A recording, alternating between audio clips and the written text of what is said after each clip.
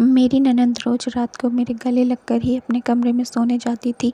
जैसे ही वह गले लगकर चली जाती तो मैं गहरी नींद में सो जाती। सुबह जब मेरी आँख खुलती तो मेरे बदन पर कपड़े नहीं होते थे। आखिर उसके गले लगते ही मुझे क्या हो जाता था जो मैं इस कदर गहरी नींद में चली जाती थी।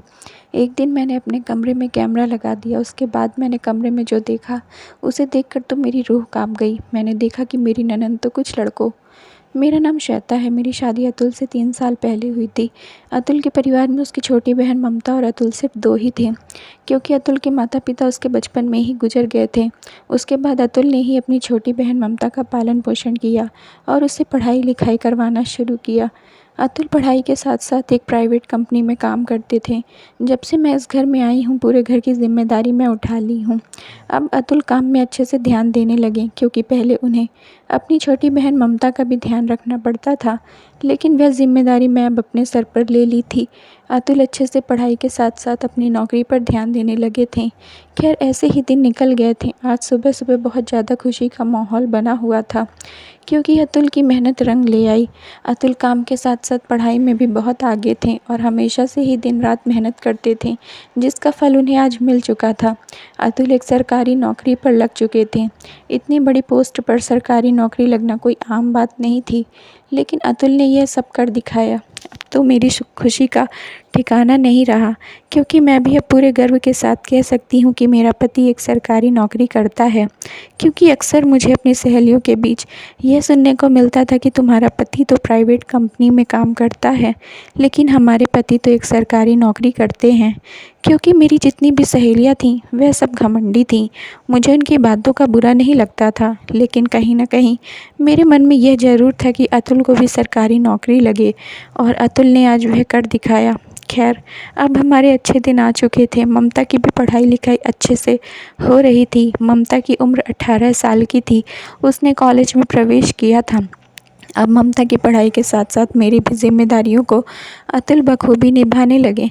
आज तक मुझे किसी भी तरह की कोई कमी महसूस नहीं होने दी। मैं जो भी चीज़ मांगती अतुल मेरे बोलने से पहले ही वह चीज़ हाजिर कर देते थे। इतना प्यार करने वाला और नेक दिल पति पाकर मैं फूले ही नहीं समा रही थी। लेकिन मेरी खुशी ज़्यादा दिन तक कहाँ टिकने वाली थी। शायद भगवान को भी मेरी खुशी राज़ नहीं आई। एक बड़े एक्सीडेंट पर मेरे पति अतुल का देहांत हो गया। अब तो मानो मेरे सर पर दुखों का पहाड़ टूट पड़ा। मैं बिल्कुल ही टूट चुकी थी, क्योंकि इतना प्यार करने वाले पति को खोकर मैं बिल्कुल भी खुद को संभाल नहीं पा रही थी। मैं तो पूरी तरह पागल हो चुकी थी, लेकिन जैसे तैसे मुझे ममता को भी संभालना था। इसलिए मैंने हिम्मत करके खुद को और ममता को संभाला, दुख की घड़ी का सामना किया। लेकिन अब बात यह आन पड़ी थी कि ममता की पढ़ाई कैसे करवाई जाए, और पूरे घर की जिम्मेदारी भी आ चुकी थी। मेरे पास तो ना कोई काम था और ना ही मुझे इतना नॉलेज था कि मैं कोई काम करूं, क्योंकि मैं ज़्यादा पढ़ी लिखी भी नहीं थी। और ससुराल में आने के बाद तो अतुल ने सारी जिम्मेदारी ले रखी थी, तो मुझे किसी भी तरह से कोई चीज़ पता का नहीं थी। लेकिन मुझे ममता की पढ़ाई भी तो करवानी थी, क्योंकि उस बेचारी के मन पर क्या बीती है इसे मुझसे बेहतर तो कोई नहीं जान सकता। क्योंकि बचपन में उसने अपने माता पिता को खो दिया और आज अपने भाई को खो दिया। उस पर क्या बीत रही है मैं अच्छी तरह समझती थी, लेकिन मैं उसकी पढ़ाई में कोई भी बाधा नहीं आने देना चाहती थी। जिस तरह अतुल उसका ख्याल रखते उसी प्रकार मुझे भी उसका ख्याल रखना था। मुझे उसके माता पिता और भाई की कमी महसूस नहीं होने देनी थी। इसलिए मैं काम की तलाश में निकल गई। मुझे ममता ने कहा था कि भाभी मुझे पढ़ाई लिखाई करने की ज़रूरत नहीं है। हम लोगों के घरों में झाड़ू पोछा करके 2 वक्त की रोटी का जुगाड़ कर लेंगे। बस यही बात हुई थी। लेकिन मैंने ममता की बात नहीं मानी, क्योंकि मैं उसे पढ़ाई लिखाई करवा कर एक अच्छी इंसान बनाना चाहती थी। उसे उसके पैरों पर खड़ा करना चाहती थी। इसलिए मैं काम की तलाश में निकल गई। दरअसल अतुल के पास ज़्यादा धन दौलत नहीं थी और ना ही ज़मीन जायदाद थी। उसकी प्राइवेट कंपनी में काम करने से ही घर चलता था, और सरकारी नौकरी जब उसने कर ली है, जिस वजह से हमारे दिन अच्छे थे, लेकिन पैसे नहीं जोड़ पाए, क्योंकि अतुल को नौकरी लगे ज़्यादा दिन नहीं हुए थे कि उसका देहांत हो गया। इसलिए घर में जमा पूंजी भी नहीं थी। मैं तो शहर में काम की तलाश में निकल गई और मुझे एक कंपनी में काम भी मिल गया। सैलरी ज़्यादा नहीं थी लेकिन कम भी नहीं थी। मैं दिन रात मेहनत करके ममता को अच्छी ज़िंदगी देना चाहती थी, इसलिए मैं कंपनी में काम करने लग गई। घर का काम करने के बाद मैं काम पर निकल जाती और शाम को थकी हारी घर पर आती और ममता को खाना खिला देती और खुद खाना खाकर सो जाया करती थी। खैर मुझे नींद नहीं आती थी क्योंकि अतुल की यादें मुझे हर रोज़ खाती थीं, लेकिन मेरे पास कोई इलाज नहीं था, इसीलिए मुझे सबको झेलना ही था। खैर कभी इंसान खुशी और कभी दुख से ऐसे ही दिन निकलते जा रहे थे। मेरी ननद की हमेशा से ये एक आदत थी कि वह सोने से पहले हमेशा मेरे गले लगकर सोती थी। जब से मेरी शादी इस घर में हुई थी तब से मेरी ननद हमेशा ही मेरे गले लगकर कमरे में सोने जाती थी। अतुल अक्सर उसे चिढ़ाते रहते थे कि मेरे तो कभी भी गले लगकर नहीं सोई, मैं क्या तुम्हारा भाई नहीं हूँ? तभी वह कहती कि भैया आप तो मेरे भाई नहीं भगवान हो, लेकिन भाभी से बढ़कर कुछ भी नहीं हो। ये मेरी माँ और भाभी दोनों हैं, इसीलिए मुझे इनके गले लगने पर बहुत सुकून मिलता है और अच्छी नींद भी आती है, इसलिए मैं भाभी के गले लगती हूँ। खैर अपनी नंद के गले लगते ही मुझे नींद आ जाती थी, लेकिन मैंने कुछ दिनों से एक चीज़ को नोट करना शुरू किया था। पिछले 2-3 दिनों से जब भी ननद मेरे गले लगकर जाती थी तो उसके जाने के बाद मैं तुरंत नींद में चली जाती थी। मुझे पता ही नहीं चलता था कि मेरे साथ क्या होता है। जब से अतुल का देहांत हुआ उसके बाद से मैं इतनी गहरी नींद में आज तक कभी भी नहीं सोई। दिन भर इतना काम करती थी फिर भी मुझे नींद नहीं आती थी। अतुल की यादें मुझे सोने नहीं देती थी, लेकिन अब पिछले 2-3 दिनों के बीच तो मुझे बहुत नींद आ रही थी। मुझे तो इसके पीछे कुछ अजीब लग रहा था कि मुझे नींद क्यों आ रही है। पहले मुझे नींद का ज़रा भी एहसास नहीं होता था, लेकिन जैसे मेरी ननद मेरे गले लगकर कमरे से बाहर जाती उसके बाद से मैं मानो बेहोशी की हालत में चली जाती और बिना पानी पिए ही सो जाती। सवेरे जब उठकर देखती हूँ तो कभी मेरे कपड़े उथल पुथल होते तो कभी मेरे बदन पर पूरे कपड़े भी नहीं होते थे। मुझे कुछ समझ नहीं आ रहा था कि आखिर मेरे साथ क्या हो रहा है। देर रात को मेरे कपड़े कौन उतारता होगा, और घर में तो सिर्फ मैं और मेरी ननंद ही रहते हैं और हमारा घर इस कदर बना हुआ था कि अंदर से अगर दरवाजे खिड़कियां बंद कर लिए जाएं तो हमारी परमिशन के बिना कोई भी अंदर नहीं आ पाएगा। और मैं तो सोने से पहले पूरे घर की तलाशी लेकर अच्छे से कमरा बंद करके सोती थी। तो मेरे साथ ऐसा क्यों हो रहा था? पहले तो मुझे इस बारे में कुछ भी सोचना ठीक नहीं लगा। मुझे लगा कि शायद मेरी थकावट के कारण होगा, क्योंकि दिन भर इतना काम करने के बाद मैं पूरी तरह थक जाती और मुझे नींद आ जाती है। और नींद में हो सकता है कि मैं खुद ही ऐसी हरकत कर लेती हूँ, क्योंकि अक्सर इंसान सपने में जो देखता है वैसे वैसे हलचल करता रहता है। शायद इसी वजह से मैं अपने कपड़े अस्त व्यस्त कर लेती हूँ। बेवजह ख्यालों में पड़ना ठीक नहीं है, लेकिन फिर मुझे लगा कि ऐसा तो नहीं हो सकता, क्योंकि मैं कोई काम आज से तो कर नहीं रही हूँ। पिछले कितने महीनों से मैं यह काम कर रही हूँ और तब मुझे इतनी थकान नहीं हुई थी, तो अब कैसे हो सकती है? और अगर थकान होती है तो इसका इस तरह अचानक मेरी नींद कैसे लग जाती है, और वह भी ममता के गले लगने के बाद। अब तो मुझे ममता पर भी अजीब सा शक होने लगा था कि ममता कुछ कर तो नहीं रही है। लेकिन फिर मेरे मन में ख्याल आता कि ममता मुझे इतना प्यार करती है, वह मुझे माँ का दर्जा देती है, मुझे उसके बारे में ऐसा सोचना नहीं चाहिए। लेकिन हर समय मेरे दिमाग में यही बात दौड़ती कि आखिर मेरे साथ क्या हो रहा है। मेरे तो कुछ समझ में नहीं आ रहा था कि मैं यह बात किससे पूछूं, किसके साथ शेयर करूं, जो मेरी उलझन को दूर कर सके। काफ़ी दिन गुजर गए थे, लेकिन मेरे साथ कुछ और ज़्यादा होने लगा था। मैं रात को जिस तरह सोती थी उस तरह सुबह बिल्कुल भी नहीं उठती थी। मेरे पूरे कपड़े बदन से गायब होते थे, मेरा पूरा शरीर टूटता था, जैसे मानो मुझे किसी ने रौंदा हो तो ज़रूर कुछ ना कुछ मेरे साथ हो रहा है, जिससे मैं बिल्कुल अनजान हूँ। इस तरह मेरे शरीर से कपड़े गायब होने से, नंद के गले लगने के बाद अचानक से गहरी नींद में सो जाना और सवेरे उठने के बाद मेरा पूरा बदन दर्द के मारे टूटना, यह सब कोई वहम था या थकान? इसके पीछे मुझे बहुत बड़ा कारण लग रहा था। तभी मैंने एक दिन ममता से पूछा कि ममता, मेरे साथ ये सब क्या हो रहा है, क्या तुम्हें इस बारे में कोई खबर है? ममता कहती कि नहीं भाभी, ऐसी कोई बात नहीं है, और हमारे घर में आता ही कौन है, आप थकान से आती हो और सो जाती हो, और मुझे लगता है यह सब नींद में कर लेती हो, और सवेरे जब आप उठती हो तो आपको ऐसा कुछ लगने लग जाता है। मुझे ममता की बातों में ज़रा भी सच्चाई नहीं नज़र आ रही थी, क्योंकि जिस तरह वह बोल रही थी उसकी आवाज़ में हलचल थी और वह नज़र भी मुझसे नहीं मिला पा रही थी। मुझे पूरा शक हो गया था कि ज़रूर ममता कुछ ना कुछ छुपा रही है, क्योंकि वह आज से पहले कभी भी मुझसे बात करते समय इतनी घबराई नहीं थी जितनी आज थी। मेरे सवाल को पूछने पर घबरा रही थी। फिर मैं अपने कमरे में आ गई। मेरे मन में तो कुछ और ही शक चलने लगा। मेरे मन में यह था कि ममता ज़रूर किसी लड़के के चक्कर में है और रोज़ रात को मुझे कोई नशा वगैरह देकर किसी लड़के से मिलने के लिए निकल जाती है। लेकिन फिर मैंने सोचा कि अगर ममता ऐसा कुछ करती है तो वह मेरे साथ ये हरकत कैसे और मेरे शरीर से कपड़े गायब कैसे कर देती है। मेरा घबराहट से पूरे रोंगटे खड़े हो चुके थे। मेरा बदन पसीने से लथपथ था, क्योंकि मेरे कुछ भी समझ में नहीं आ रहा था। घबराहट के मारे मेरी जान निकली जा रही थी। मैं समझ ही नहीं पा रही थी कि आखिर माजरा क्या है, मैं कैसे समस्या से बाहर निकलूं। मुझे कुछ भी समझ में नहीं आया। मुझे पता लगाना था कि आखिर मेरे साथ क्या हो रहा है। तभी मेरे मन में विचार आया कि मैं अपने कमरे में कैमरे फिट करवा देती हूँ। उसके बाद सारा दूध का दूध और पानी का पानी हो जाएगा। सारी सच्चाई मेरे सामने आ जाएगी। यही सोचकर जब मैं काम पर गई तो कुछ पैसे उधार लेकर कैमरे ले आई, और जब ममता कॉलेज गई हुई थी तो मैं अपने कमरे में कैमरे फिट करवा दिया। कैमरे इतने छोटे थे कि किसी को भी आसानी से दिखाई ना दें, और मैंने यह बात अपनी नंद को भी नहीं बताई। फिर आज मैं निश्चिंत हो चुकी थी कि मुझे तो पता ही चल जाएगा कि आज मेरे साथ क्या होता है। यह सब उस कैमरे में रिकॉर्ड हो जाएगा और कल सारी बातें मेरे सामने आ जाएंगी। उसके बाद देखती हूँ कि मेरे साथ आखिर क्या हो रहा है। इसी संतुष्टि से मैं और ममता ने शाम को खाना खाया और हम लोग सोने की तैयारी करने लगे। तभी ममता मेरे कमरे में आई और बोली कि भाभी आज तो गले ही नहीं मिले।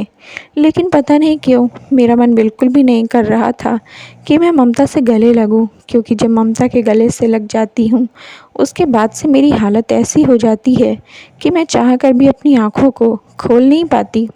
लेकिन मैं उसे मना भी नहीं कर सकती थी, क्योंकि उसका दिल नहीं दुखाना चाहती थी। अतुल की बहन से मैं अतुल के जितना ही प्यार करती थी, कभी भी उसे किसी चीज़ की कमी नहीं आने दी, तो इस छोटी सी बात के लिए उसका दिल क्यों दुखा दूं। और ऐसा सोचकर मैं ममता को यह सब नहीं बताई। जैसे ही ममता रूम से बाहर चली गई, मेरी आंखें अपने आप बंद होनी शुरू हो गई और मैं जैसे ही बेहोशी की हालत में जाने लगी, गहरी नींद ने मुझे इस कदर पकड़ लिया कि मैं कुछ भी ना बोल पाई, ना उठ पाई, और बिस्तर पर पता नहीं किस हालत में ही सो गई। दूसरे दिन सवेरे उठकर मैंने देखा कि मेरी हालत रोज़ाना की तरह ही थी। मेरे कपड़े मेरे बदन पर नहीं थे। मेरा पूरा बदन कपड़ों की जगह कंबल से ढका हुआ था, और आज मेरे शरीर पर खरोंच के भी निशान थे। आखिर ये खरोंच के निशान कहाँ से आ गए, मुझे तो कुछ भी समझ नहीं आया। घबराहट के मारे मेरी जान निकली जा रही थी।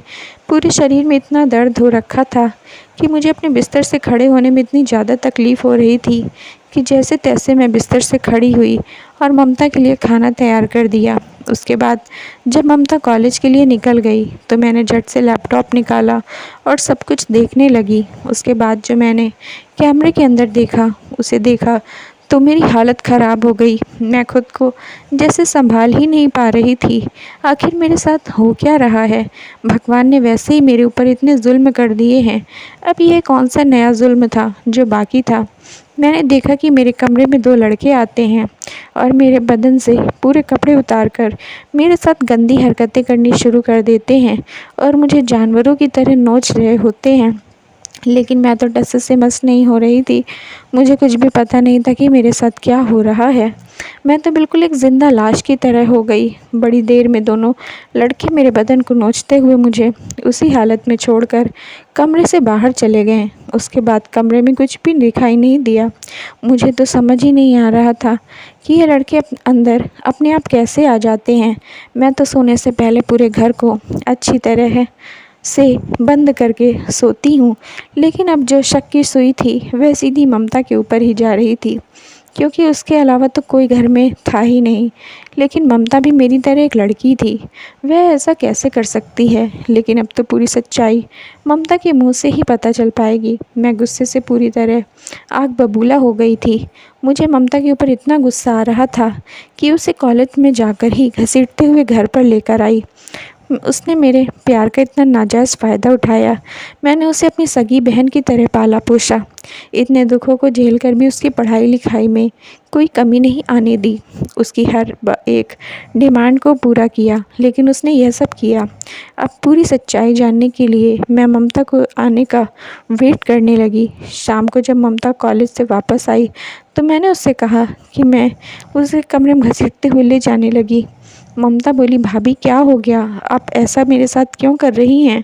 तभी ममता को मैंने अपने बिस्तर पर ले जाकर पटक दिया और वह लैपटॉप दिखाते हुए बोली कि यह सब क्या है। तभी ममता बहानेबाजी करने लगी कि मुझे क्या पता यह सब क्या है और मुझे तुम यह सब क्यों दिखा रही हो? आपके साथ ये लड़के कौन हैं?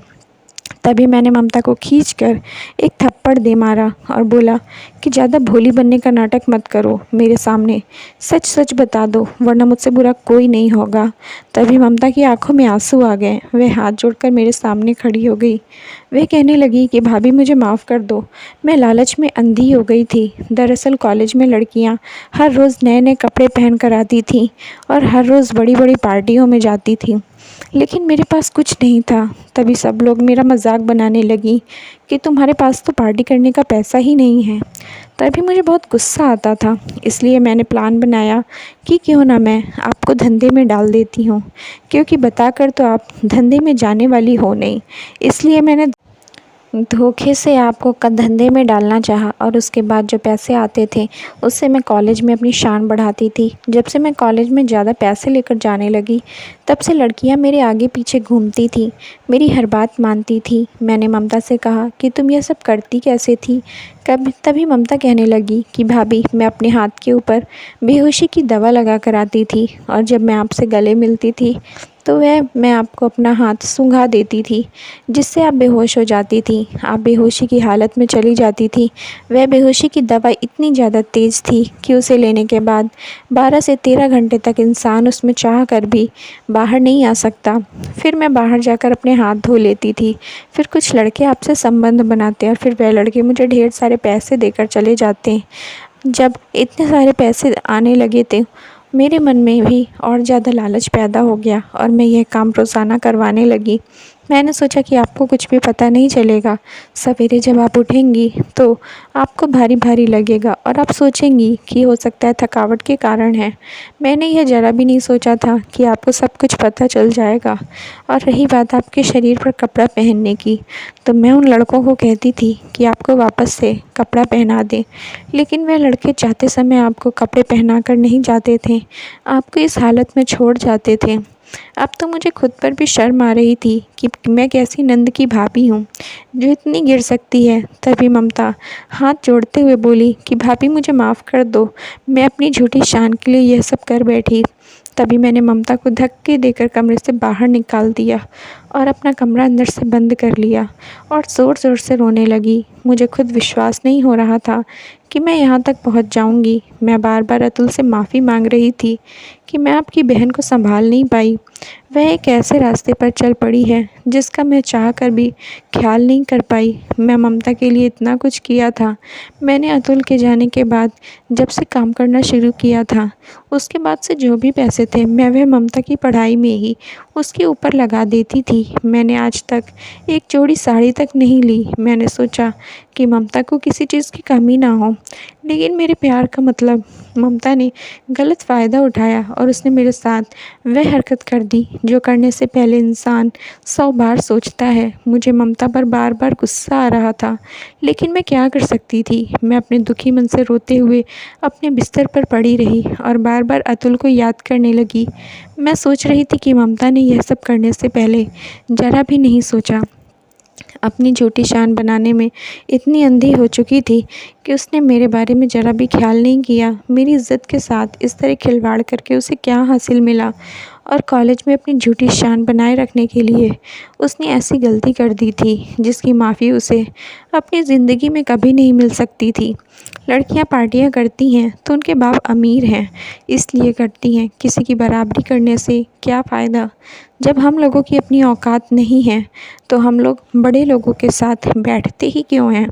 हम लोगों से जितना हो पाता है हम उतना ही करें। खैर मैं मन में सोचने लगी कि अगर ममता मुझे एक बार बोल देती कि भाभी कॉलेज में लड़कियां पार्टी करती हैं इसलिए मुझे भी करनी है, तो मैं उसे कहीं ना कहीं से पैसे लाकर देती, उसके लिए पैसों का बंदोबस्त कर देती। लेकिन उसने मुझे एक बार भी बताना ज़रूरी नहीं समझा और अपने ही दिमाग से सब कुछ कर डाला। उसने मेरी इज़्ज़त के साथ साथ मेरे विश्वास को भी ख़राब किया था। मैं चाह कर भी ममता को माफ़ नहीं कर सकती थी। अब तो मैं जितना हो सकता था उतना ममता से दूर रहती, लेकिन ममता को अपनी गलती का एहसास हो चुका था और उसे इस बात का पछतावा था कि फिर मुझे दया आ गई और अतुल के बारे में ख्याल आ गया कि वह जहाँ कहीं भी हैं उनकी आत्मा ज़रूर दुख रही होगी। फिर मैंने ममता को माफ़ कर दिया और उसे एक सही रास्ते पर लेकर आई। उसके बाद ममता ने अच्छे से पढ़ाई करके एक अच्छी नौकरी कर लिया। अब हमारे घर का सुधार पूरी तरह से हो चुका था। ममता ने गलती करके अपने आप को ही सुधार लिया था। मेरे चेहरे पर यह सोचकर एक मुस्कान आ गई। देरी से ही सही, लेकिन मैंने ममता को एक अच्छा इंसान बनाया है। Thank you friends. अगर आप लोगों को स्टोरी पसंद आई हो तो प्लीज़ लाइक कर दीजिए और चैनल को सब्सक्राइब कर लीजिए।